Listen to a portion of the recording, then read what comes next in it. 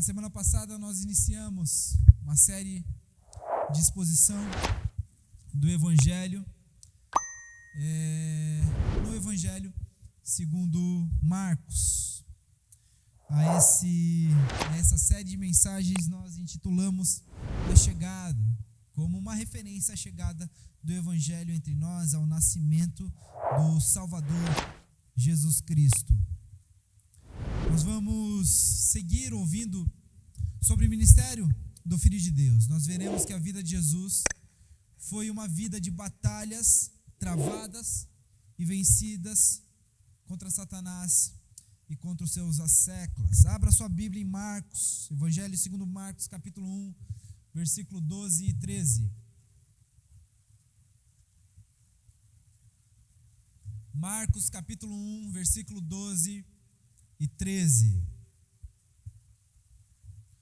Como nós já introduzimos na semana passada, Marcos era um discípulo de Pedro que provavelmente registrou as histórias contadas pelo apóstolo Pedro, as pregações do apóstolo Pedro, e tem como maior marca a sua urgência, o seu entusiasmo em falar das obras, da ação de Jesus Cristo enquanto ele esteve aqui na terra entre nós, e sobretudo a falar da cruz, da importância da cruz, do porquê da cruz e do sacrifício de Jesus que nos salvou.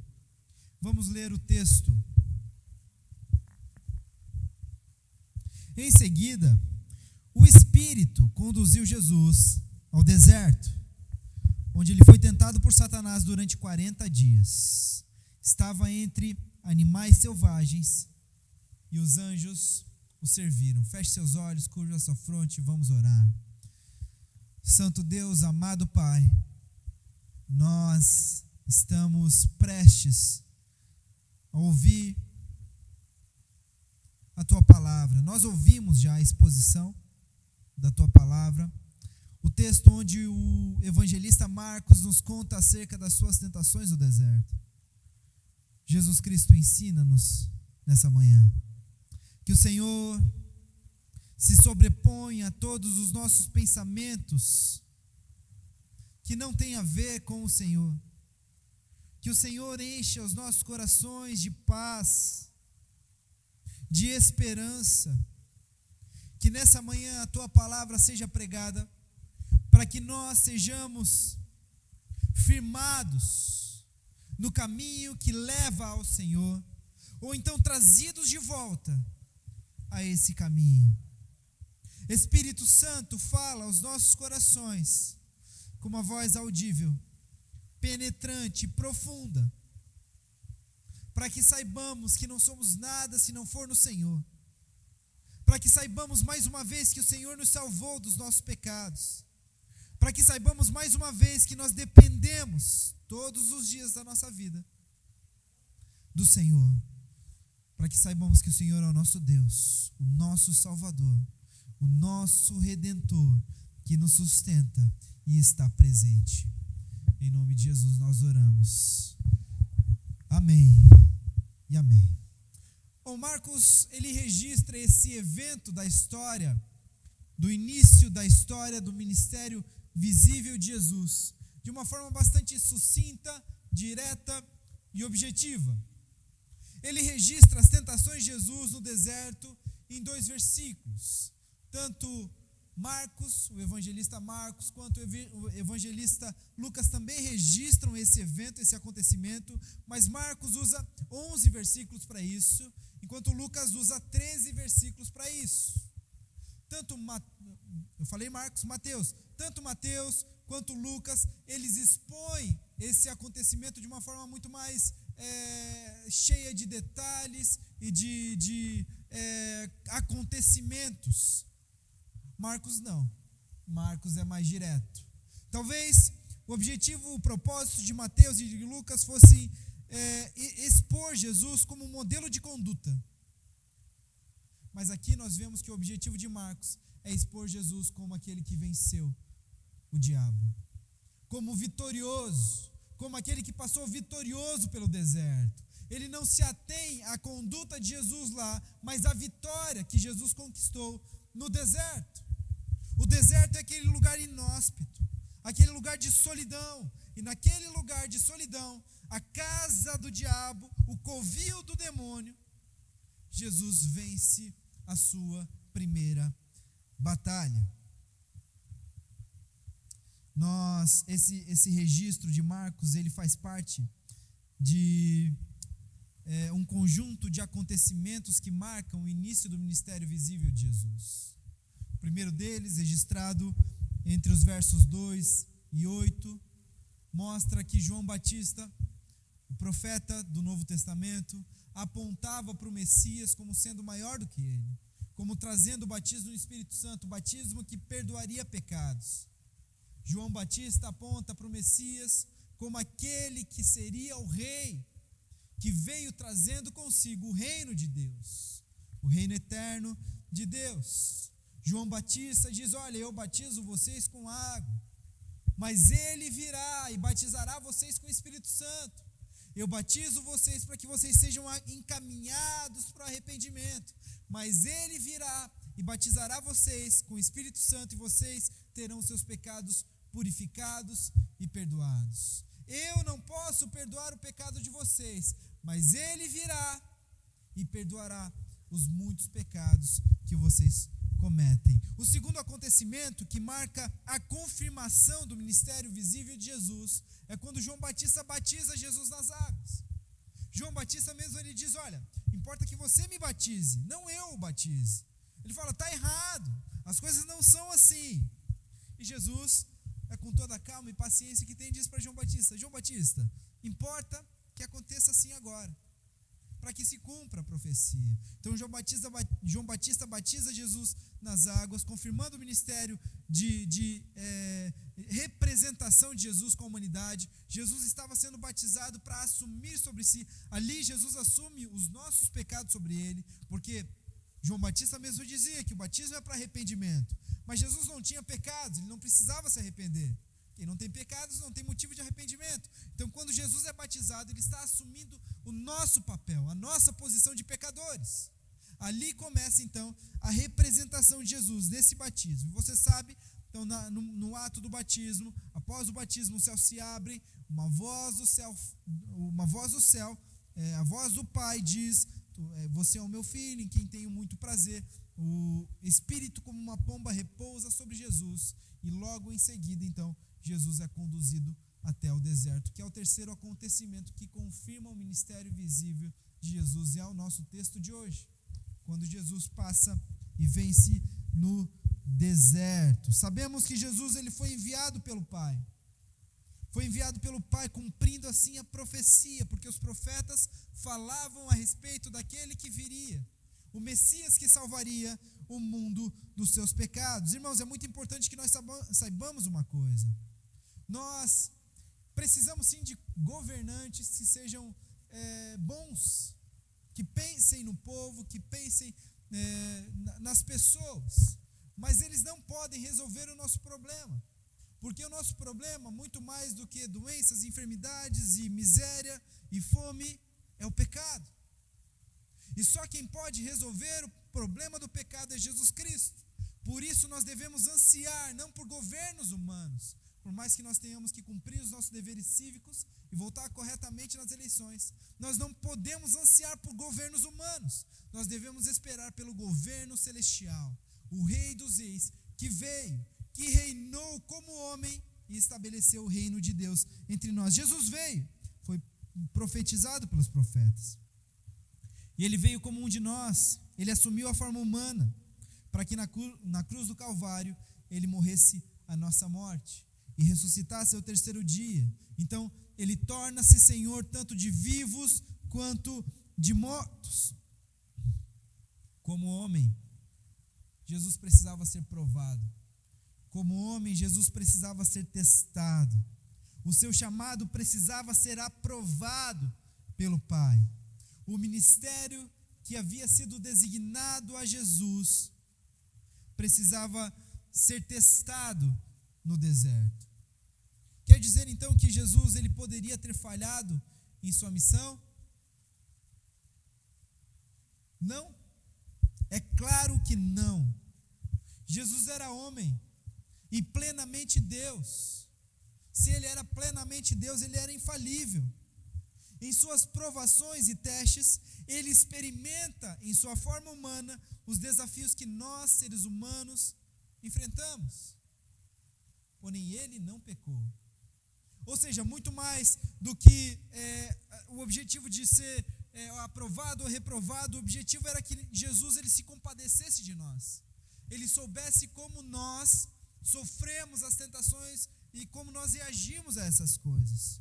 Jesus foi tentado, mas ele foi em todas as suas tentações infalível. Ele não falhou. Agora, ele sabe, porque nós, seres humanos, pecamos, e ele se compadece de nós. Sobre isso, diz assim o autor aos Hebreus: nosso sumo sacerdote entende as nossas fraquezas, pois enfrentou as mesmas tentações que nós, mas nunca pecou. Hebreus 4, versículo 15. Então, o objetivo das tentações não era, no final das contas, ver se Jesus suportaria, seria aprovado ou não. Isso era indiscutível. Ele era Deus. Ele era o Filho de Deus. O objetivo das tentações é que Jesus, como no batismo, assumisse a nossa vida, para que nós pudéssemos, em sua ressurreição, assumir a sua vida. Vivesse como nós vivemos, para que em sua ressurreição nós vivêssemos como ele viveu. Veremos como esse episódio no deserto, ele se relaciona com a nossa vida. Quais as implicações disso para nós? Como a vitória de Jesus sobre as tentações implica na nossa vida, nas batalhas que nós enfrentamos. Para isso, nós vamos dividir esse texto que lemos em 3 pontos principais. Primeiro ponto, o deserto. Segundo ponto, a batalha. E o terceiro ponto, a vitória. Primeiro, o deserto. Veja o verso 12. Em seguida, o Espírito conduziu Jesus ao deserto. Na semana passada nós falamos que Jesus ter iniciado o seu ministério no deserto é muito representativo. Eu quero lembrá-los que João Batista, ele batizava no deserto. No Jordão era um ponto, digamos assim, menos inóspito, menos abandonado do deserto, menos difícil. Mas era deserto. Então Jesus, ele é batizado no deserto. Isso é muito representativo. Quando nós trazemos à nossa memória que Deus, ele libertou o seu povo hebreu da escravidão no deserto, ele fez esse povo passar pelas águas, e o apóstolo Paulo em 1 Coríntios 10 diz que o povo foi batizado na nuvem e no mar. Então o povo passa pelo batismo e é conduzido ao deserto para que chegue à terra prometida. Você vê que há muita similaridade entre as histórias. A libertação do povo de Deus, Deus faz isso com o seu povo. Deus está fazendo isso, a mesma coisa, como um representante com o seu filho. Ele passa pelo batismo e é conduzido ao deserto. E no deserto, Deus estabelece o seu povo como povo peculiar, como povo de Deus. É no deserto que Deus estabelece uma aliança com o seu povo. É no deserto que Deus fala. Êxodo capítulo 20, verso 1. Então falou Deus. Você sabe que lá estão registrados os 10 mandamentos. Deus fala com o seu povo no deserto.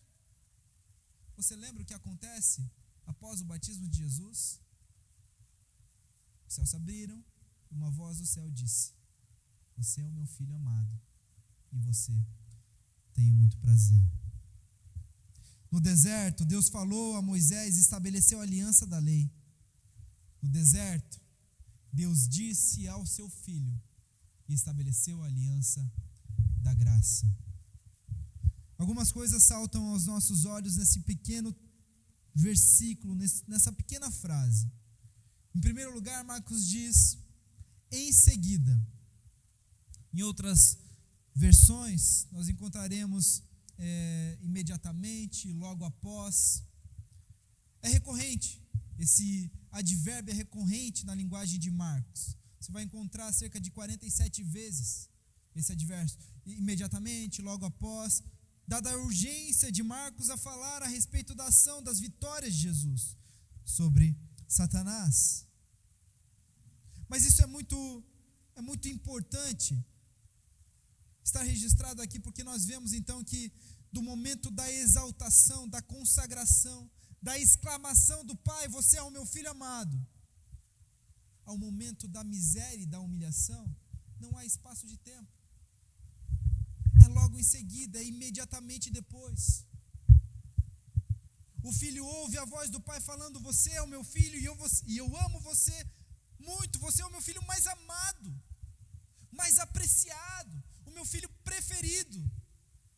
Imediatamente depois logo depois a isso, Jesus é conduzido ao deserto para ser tentado por Satanás. Tudo acontece em seguida. No Jordão, Jesus é consagrado à vista de todos, para logo em seguida ser levado ao deserto. Um deserto de solidão e de sofrimento. Em segundo lugar, o Espírito conduziu Jesus ao deserto. O Espírito Santo conduziu Jesus ao deserto. No batismo, o Espírito Santo repousa sobre Jesus como uma pomba. Jesus é cheio do Espírito Santo. E esse Espírito imediatamente leva Jesus, conduz Jesus ao deserto. O termo usado por Marcos, ou melhor, o termo usado por essa versão NVT aqui é conduz. Um termo, digamos assim, mais ameno. Você vai encontrar o mesmo termo em Mateus e Lucas também. Você sabe que Mateus e Lucas escreveram o evangelho depois de Marcos. Parece que eles amenizaram aqui a situação. Mas o termo que Marcos usa é impelir. Esse é o verbo, que dá a ideia de empurrar, de expulsar. Como se Marcos estivesse dizendo, o Espírito expulsou, impeliu Jesus até o deserto. Isso dá a ideia que Jesus foi contra a sua vontade? Não. Com certeza, Jesus estava em consenso com o Espírito Santo quando foi conduzido ao deserto, quando foi impelido ao deserto. Deus é quem nos move. Deus é quem move os seus filhos por sua previsão e por sua providência, a que sejam testados e aprovados. Jesus ter sido impelido pelo Espírito ao deserto não significa que Jesus foi contra a sua vontade. Significa que Jesus dependia de Deus como nós dependemos. Significa que Deus sustenta Jesus como Ele nos sustenta hoje. Significa que Jesus caminha em obediência ao Pai como nós devemos caminhar. É Deus quem nos move, é Deus quem nos movimenta. Significa que o Filho de Deus precisava passar pelo deserto. Irmãos, como Deus levou o seu Filho mais amado ao deserto, Ele nos levará também. O deserto, ele está precisamente entre a escravidão do pecado e a vida eterna. Entre o Egito e a terra prometida. O deserto não é a nossa casa. Não é o nosso lugar de morada.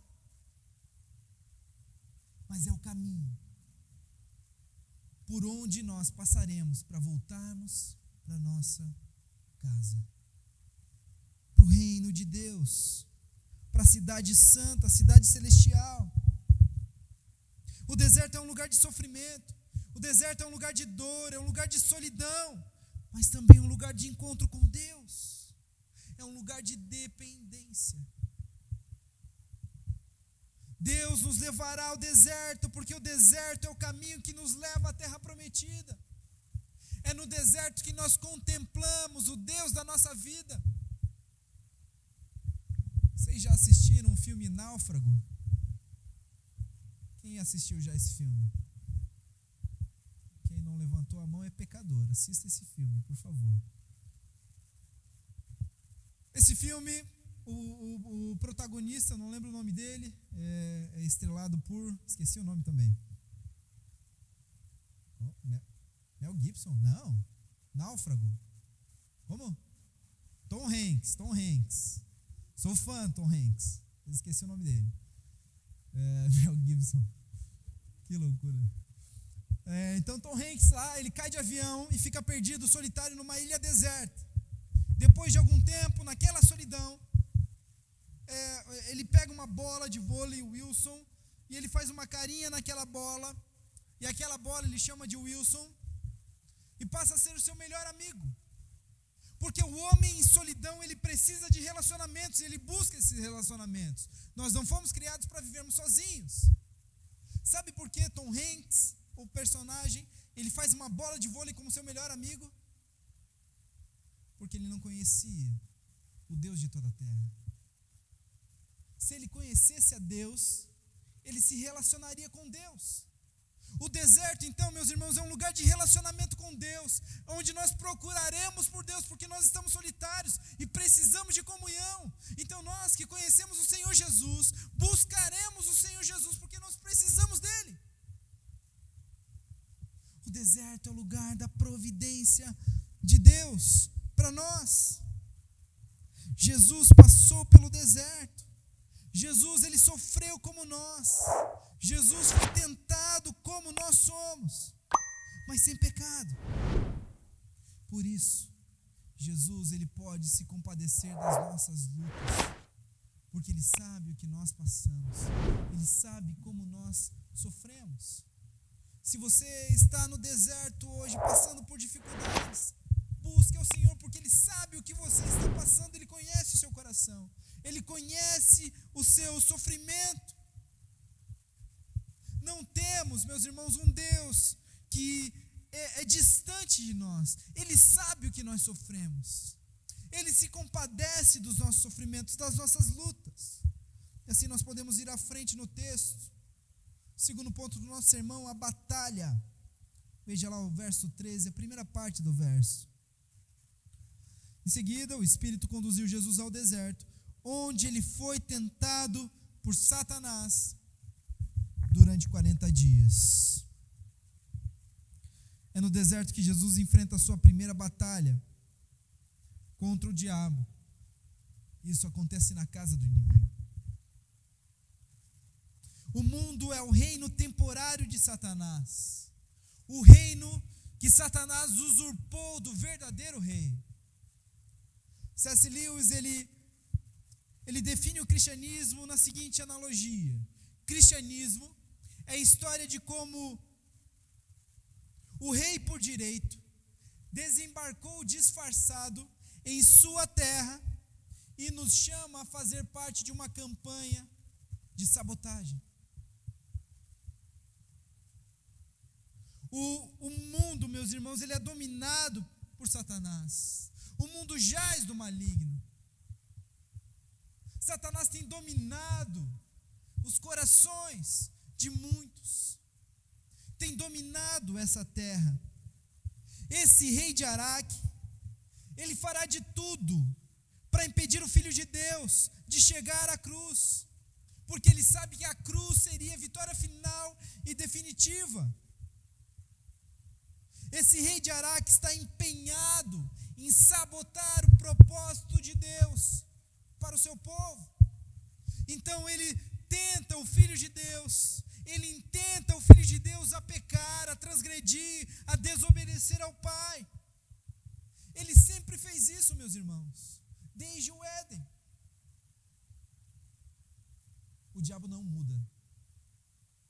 Ele é o mesmo.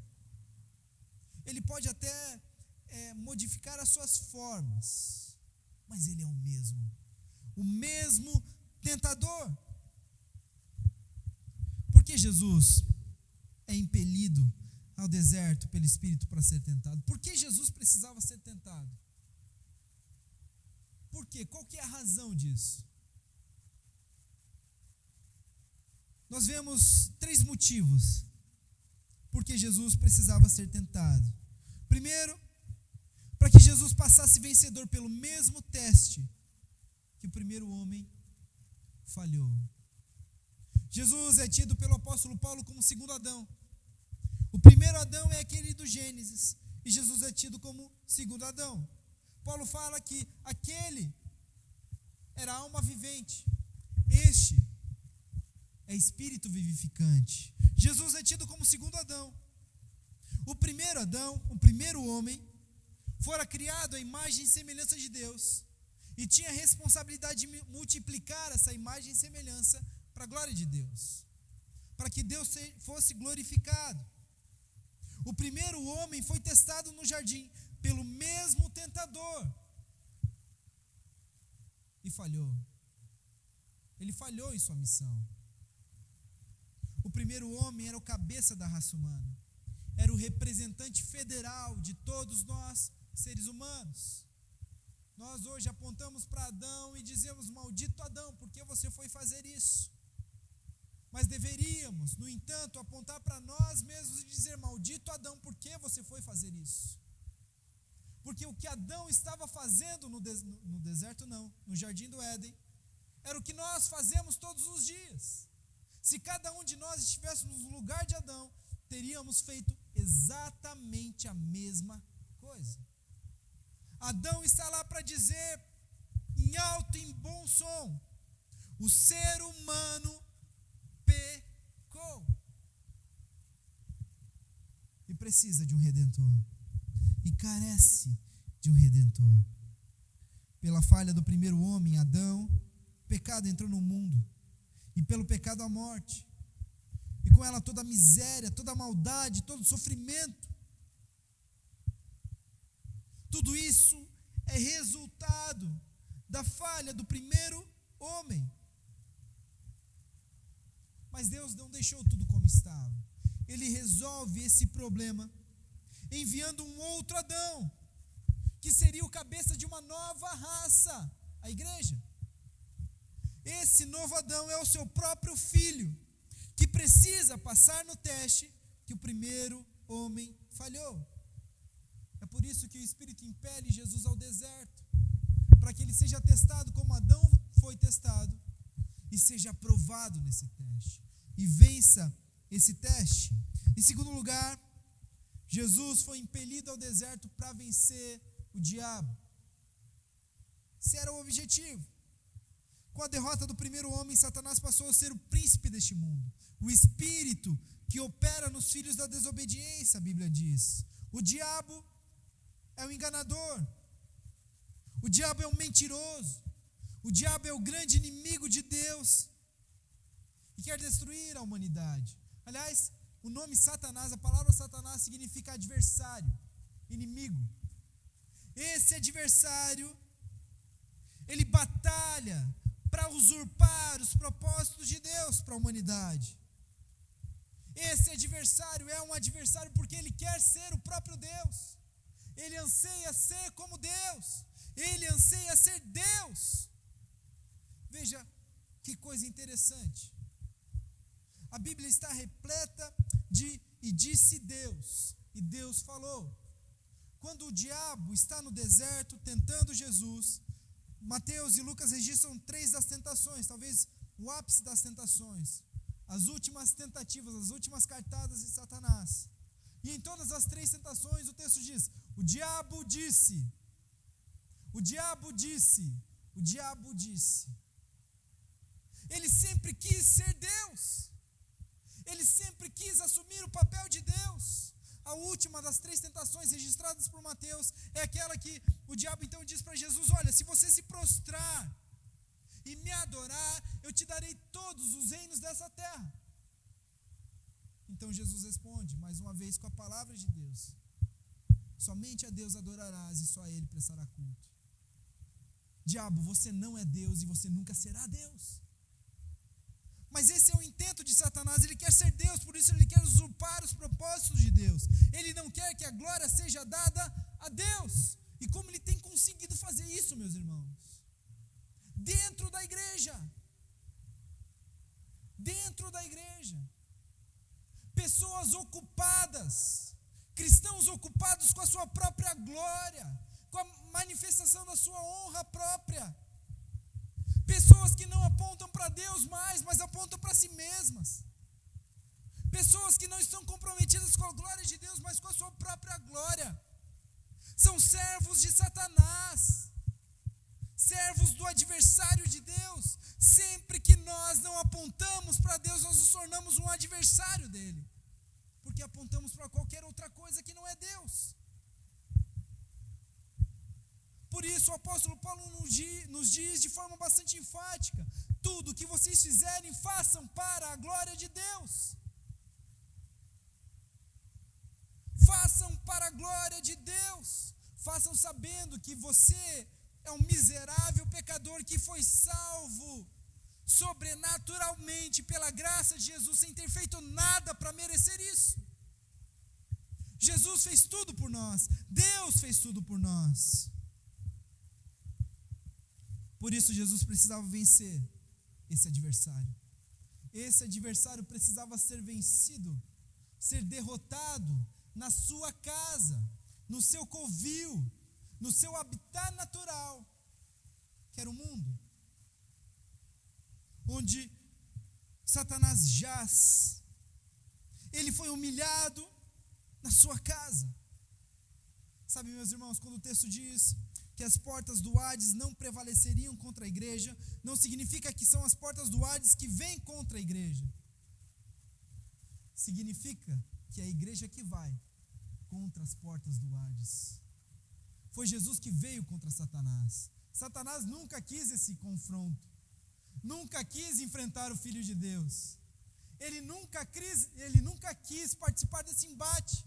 Jesus veio e meteu os pés na porta do Hades e arrombou essa porta para saquear aqueles que Deus deseja salvar. Nós estávamos sucumbindo nos nossos pecados. Nós estávamos caminhando a passos largos para o inferno. Deus invadiu a casa do diabo para trazer-nos para si. Nós somos dele, porque Cristo nos resgatou.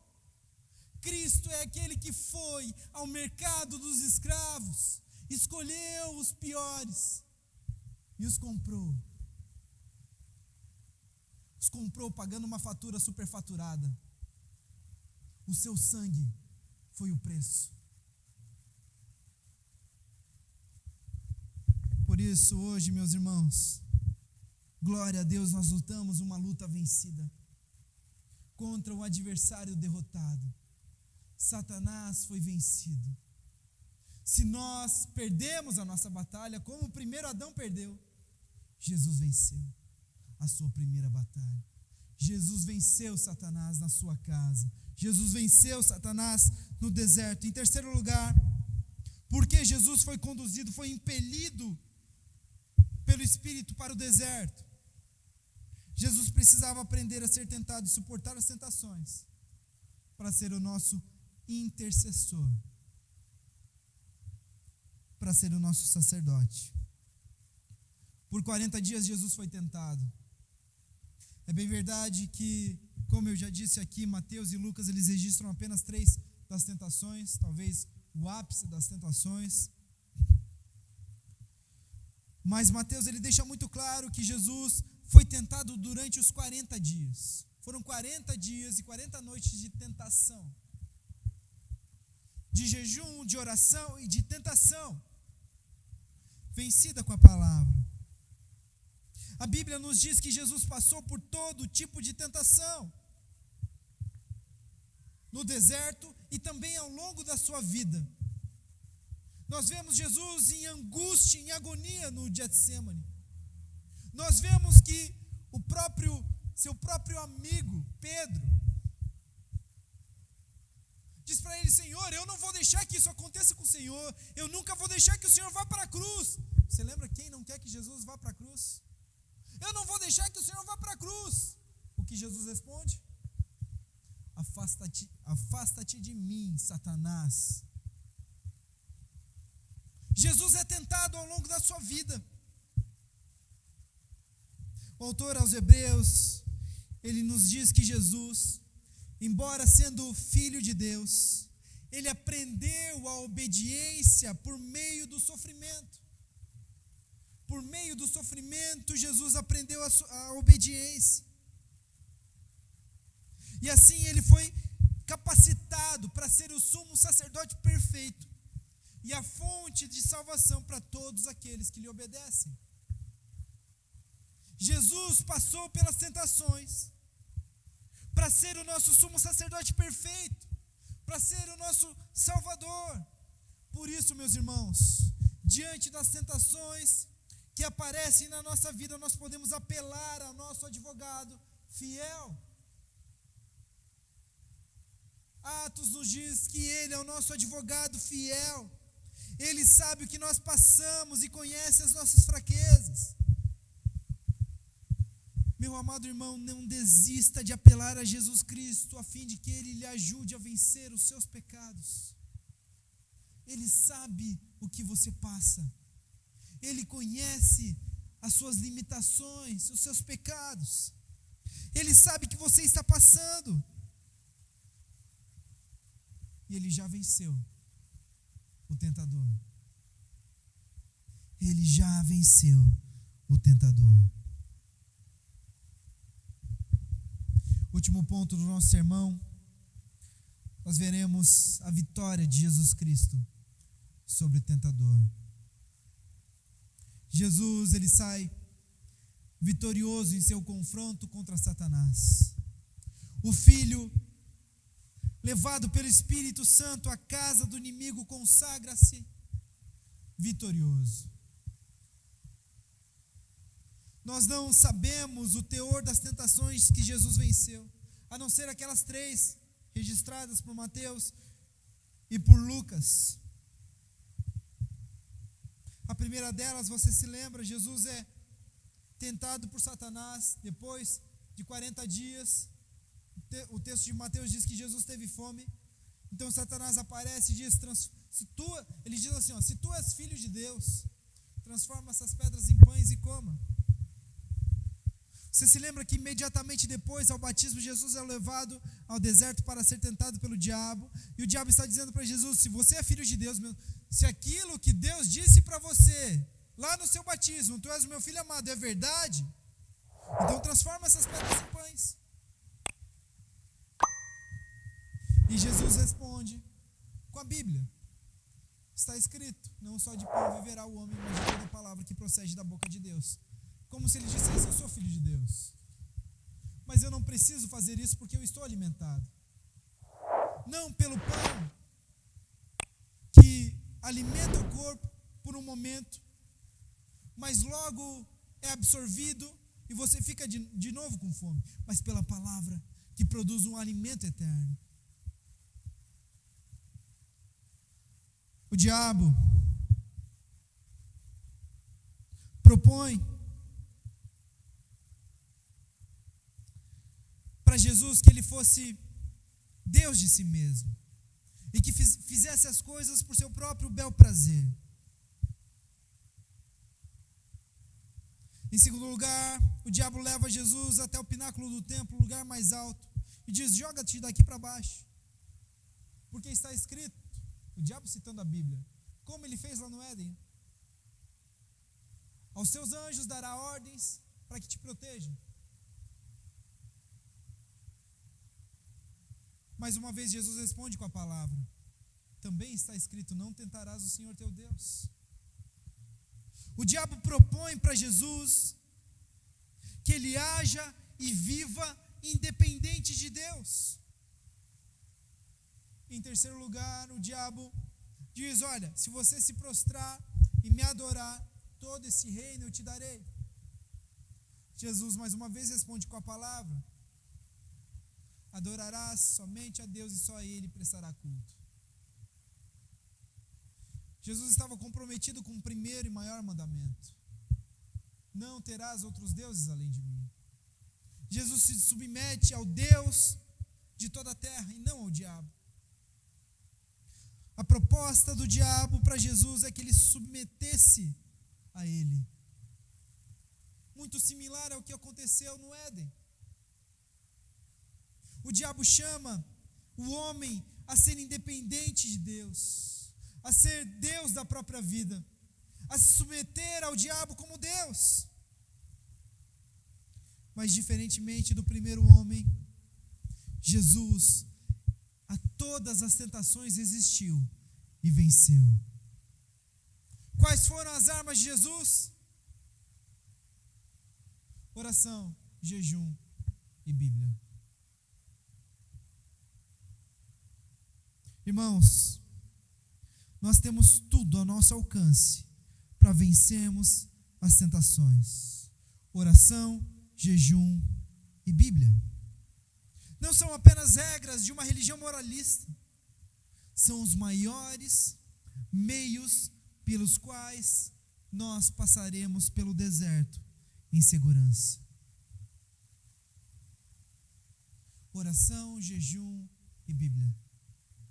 Nós estamos num ambiente inóspito, um ambiente de insegurança, de solidão, mas nós temos o equipamento necessário para passar por esse ambiente em segurança: a oração, o jejum e a Bíblia, o conhecimento do santo.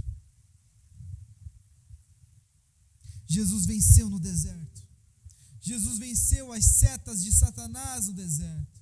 Essa foi a sua primeira batalha, a sua primeira vitória sobre Satanás. Então, o verso 13, Mateus, ou melhor, Marcos, ele nos diz assim: estava entre animais selvagens e anjos o serviam.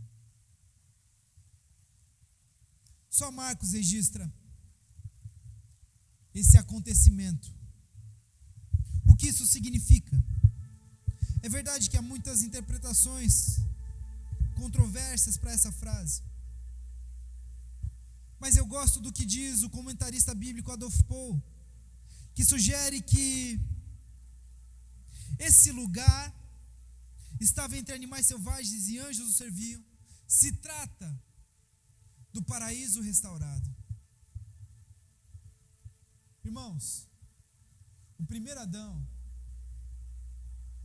foi derrotado num jardim paradisíaco e transformou esse jardim num deserto. O segundo Adão foi confrontado num deserto de solidão e venceu, transformando esse deserto num paraíso restaurado. Eu gosto dessa ideia. Veja, faz parte do paraíso uma tentação. Jesus foi tentado no deserto. Faz parte do paraíso, ou melhor, no paraíso, a paz com animais e com a natureza. Adão dava nome aos animais, ele tinha um relacionamento com os animais. Isso acontece também aqui no deserto. Jesus está sendo servido pelos anjos em meio às feras. No paraíso, a relação direta do homem com o céu. Jesus é servido pelos anjos. Estamos diante do paraíso restaurado, ou talvez do paraíso adiantado. Como será na Terra Santa, na Nova Jerusalém, na cidade celestial, para onde nós estamos sendo encaminhados? É o final do deserto. Está lá a terra prometida. Lá nós teremos essa relação com os anjos celestiais. os anjos nos servirão. Nós teremos essa interação com os animais. Mas não teremos mais tentação, porque a velha serpente foi derrotada. O grande dragão foi aniquilado. Na cruz, o nosso Salvador, que venceu as suas batalhas uma a uma, na cruz ele pisa a cabeça da serpente. O diabo é aniquilado, ele é derrotado. Ele não tem mais poder sobre aqueles que creem e estão no Filho. Talvez esse paraíso restaurado ou adiantado seja um presente do Pai, a fidelidade do Filho. Agora Jesus está entre as feras, e entre as feras ele é servido pelos anjos. Você se lembra de Daniel na cova dos leões? O paraíso restaurado. Mas podemos então perguntar: será que essa vitória de Jesus sobre Satanás nos serve como evento definitivo para a salvação? Não é essa a opinião de Marcos aqui. Essa é uma primeira batalha que Jesus venceu. Jesus venceu a sua primeira batalha no deserto. Devemos nos lembrar que o deserto é o caminho para a terra prometida. Não é a terra prometida. Não é o nosso lugar de morada, de habitação. Não é para lá que Deus nos chama. Mas é através do deserto que Ele está nos conduzindo. Depois dali, Jesus ele começa então a expulsar demônios, curar enfermos, anunciar o reino vindouro de Deus. Até aqui, nesses primeiros acontecimentos do ministério visível de Jesus, ele não tem relação com as pessoas. Mas então, depois do deserto, depois das suas tentações, Jesus é levado entre o mundo, entre as pessoas, e passa a expulsar Satanás, passa a expulsar os demônios que assolam e perturbam os homens, passa a curar enfermos, a anunciar o reino vindouro de Deus, até que na cruz Jesus dá o seu golpe final e derradeiro. O deserto é caminho para a cruz. O deserto é o que nos leva à cruz. A cruz nos leva ao céu. A nossa salvação não está no deserto. A nossa salvação vem por meio do deserto. Nós encontraremos o nosso fiel Salvador. Ele venceu a serpente, ele venceu Satanás. Eu concluo citando mais uma vez Adolf Paul. Ele diz: Jesus não veio como um entre muitos, ele veio como aquele um para muitos. Jesus se destaca como Salvador, o Filho eterno, autenticado pelo Pai, cheio do Espírito, confirmado diante de Satanás. Ele era o Filho de Deus. Como o novo Adão, ele reabre as portas do paraíso para nós, seres humanos. Você se lembra que no paraíso o homem pecou? Então Deus diz que para que o homem não tomasse do fruto da árvore da vida e comesse, então vivesse para sempre afastado de Deus, numa condição de pecado, Deus fecha as portas do jardim do Éden e coloca 2 anjos com espadas flamejantes nos portões para que o homem não tivesse acesso à árvore da vida. Jesus reabre essas portas. Os anjos que antes desembainharam as suas espadas flamejantes estão com as suas armas abaixadas servindo o Filho de Deus. Jesus reabre as portas do paraíso para nós. Ao vencer cada batalha que ele enfrenta, que ele batalha contra Satanás, ele venceu. Na cruz, Jesus venceu. A verdadeira batalha espiritual que nós enfrentamos hoje é contra as tentações. Porque Jesus venceu, você pode vencer também.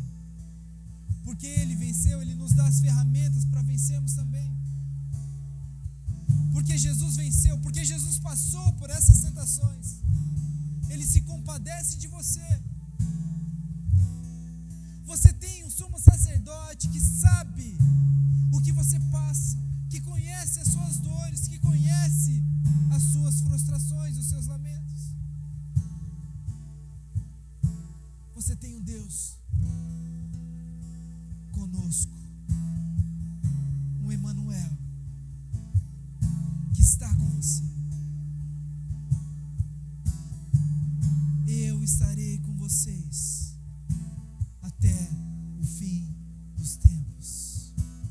Eu estarei com vocês até o fim dos tempos. Jesus, ele nos chama para esse lugar de confronto. Esse lugar de confronto é inevitável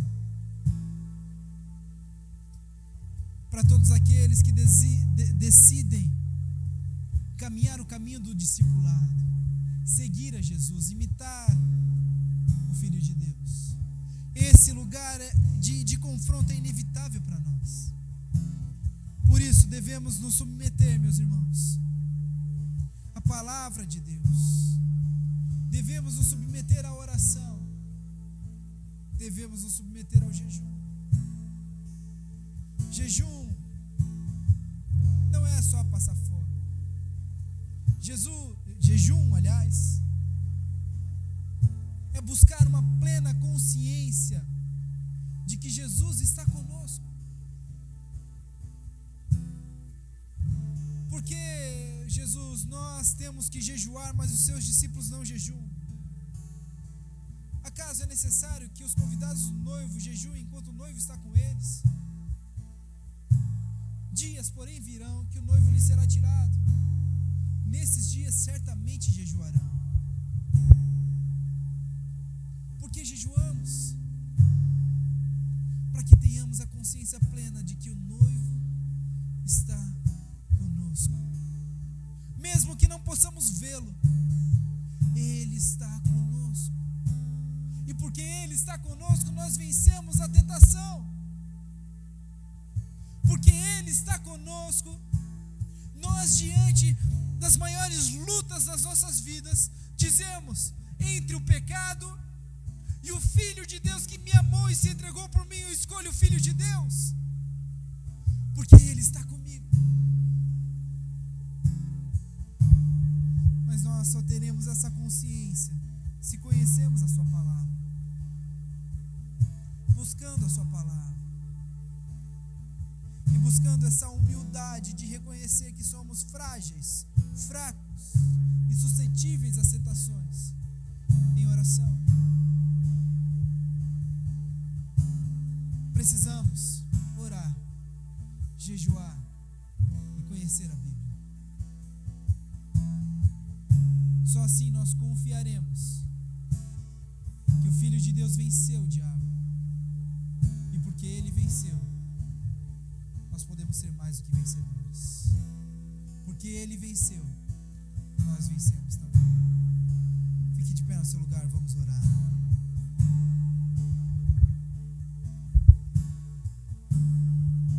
Senhor Jesus, talvez o que nós mais precisemos nessa manhã é nos submetermos de uma vez por todas à tua palavra.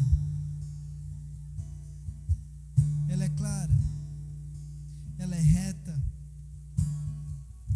ela é certa. Às vezes nós duvidamos, a nossa fé é fraca, Senhor. mas pedimos ao Senhor, aumenta a nossa fé. Aumenta a nossa fé, porque a verdade é que neste mundo que estamos, o pecado, ele ainda está presente e nos assola dia após dia. Satanás está ao nosso derredor como um leão pronto para nos tragar.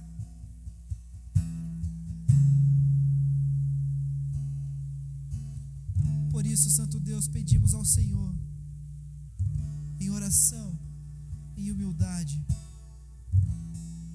fortalece-nos, fortalece-nos,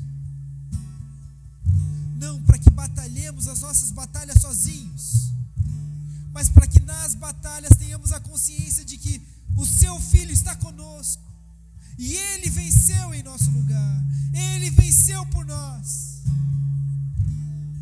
Ele venceu as tentações, e porque Ele venceu, nós somos vitoriosos. Enche-nos, Pai, dessa consciência, dessa verdade. Sabemos que estamos no mundo, e no mundo há aflições, e o nosso pedido é que o Senhor não nos livre do mundo, mas que o Senhor nos livre do mal. Nós estamos no deserto,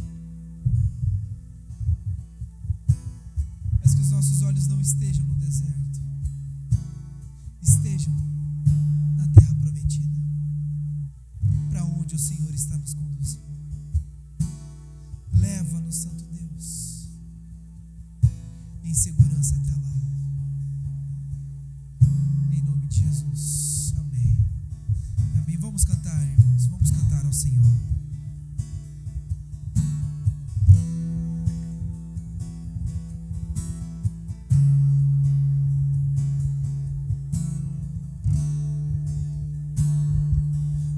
Deus conosco, Deus sempre presente.